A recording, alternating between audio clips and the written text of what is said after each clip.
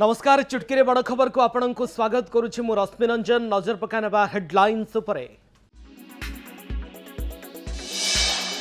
मत्स्यजीवी को समुद्र मना। भोगराईर विभिन्न समुद्रकूलीय अंचल में विभाग पक्षरु सतर्कता।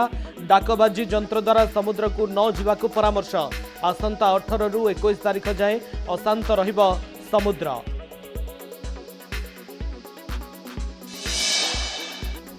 मालकानगिरी डाक्तरों को माड़ घटना। ओमसा शाखा पक्षरु शांतिपूर्ण भाव डाक्तरों प्रतिवाद। आक्रमणकारी विरोध में कठोर कार्यानुष्ठान दाबी। चिकित्सा सेवा ठप चेतावनी देले प्रतिवादकारी। मयूरभंजरू चंपुआ रेंज को लेउटिले 25 टिकिया हाथीपल। दीर्घ मासे परे पुणी हाथी देखि लोके भयभीत। वर्तमान झालियाबेड़ा जंगल रे पकाइछंती डेरा। नजर रखिछि वन विभाग। माथिली डाईगुड़ा छकरू उद्धार भालुर मृत्यु घटना। तदंत पर कार्यानुष्ठान हेब कहले मालकानगिरी एसीएफ। गतकाली लोकों आक्रमण में भालुटी गुरुतर होइथिबा अभियोग। तदंत पर हेब कार्यानुष्ठान।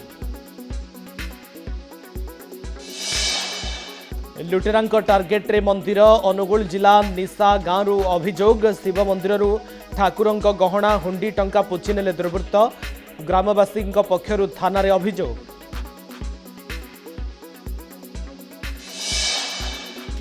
भारसाम्य हराई पोलरू 30 फुट तलकू खसिला हाइवा। 3 घंटार कसरत पर उद्धार हेले ड्राइवर। गुरुतर अवस्था कटक बड़ मेडिकल रे भर्ती। बांकी कटक रास्ता भगीपुर निकट में दुर्घटना। हाइवाटी भुवनेश्वर कालिका प्रसाद बाली नेबाकू आसुथिबा बेले अघटना। संपूर्ण खबर उपरे नजर पकाइनबा। बाजिला खबर चेतिला प्रशासन। बारंग रेल पोल तले विपदपूर्ण दोली खेल खबर कनक न्यूज और संवाद रे प्रसारण पर चेतिला प्रशासन। गतकाली घटनास्थल को जाई तदंत करिथिला बारंग पुलिस। आज पुणी जीआरपी पुलिस जाई तदंत करिछि। मत्स्यजीवी को समुद्र को जीवाकू बारण। बंगोपसागर में प्रबल वर्षा और पवन नहीं कला भोगराई मत्स्य विभाग सतर्क सूचना जारी करिछि। डाकबाजी जंत्र द्वारा भोगराईर विभिन्न समुद्रकूलीय अंचल में मत्स्यजीवी साधारण लोकों को वर्षा पवन नहीं सचेतन करा जाइछे। विशेषकर भोगराईर उदयपुर ठारू आरंभ करी तालसारी विचित्रपुर और कीर्तनीय समुद्र मुहाण पर्यंत समस्त मत्स्यजीवी मानक आज 21 तारिख पर्यंत समुद्र भितर को न जावा पाई परामर्श दिया जाइछे। या सहित उपकूलवासी और तलिया अंचलर लोकों को सजग रहिबा पाई कहा जाइछे।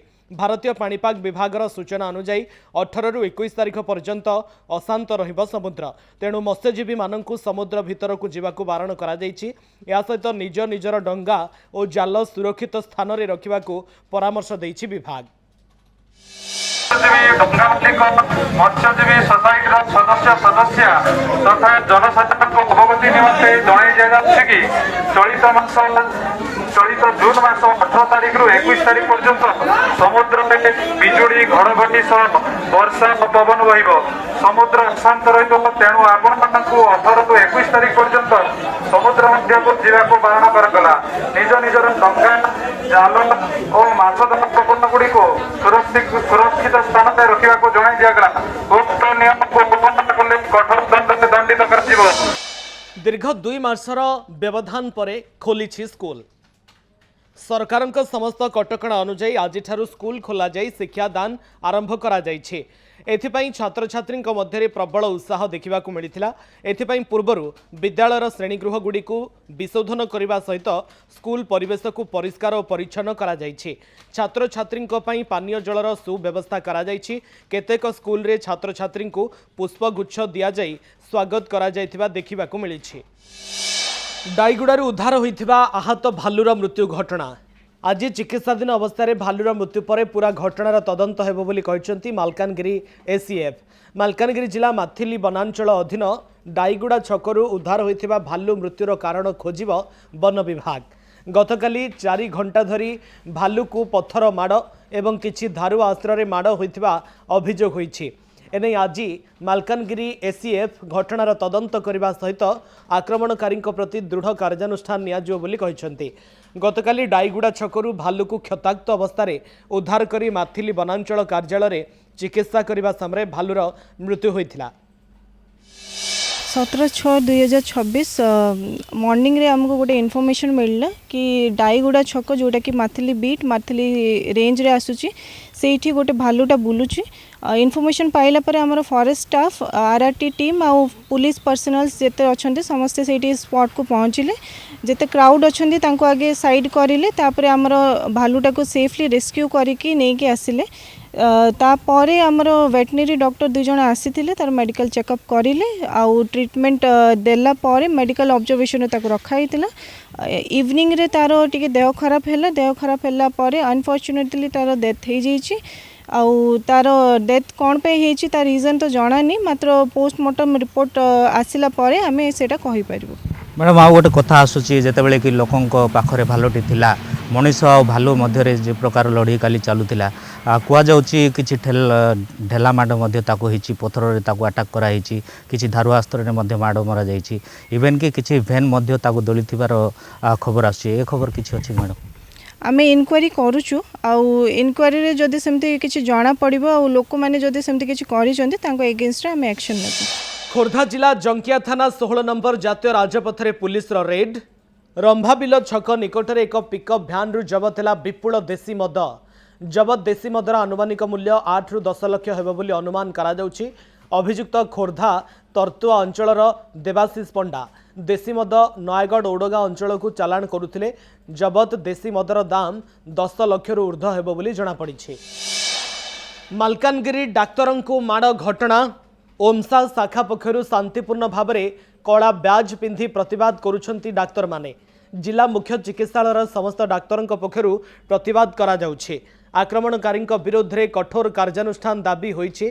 दाबी पूरण न हेले डाक्तरखाना रे चिकित्सा सेवा ठप्र चेतावनी देले प्रतिवादकारी।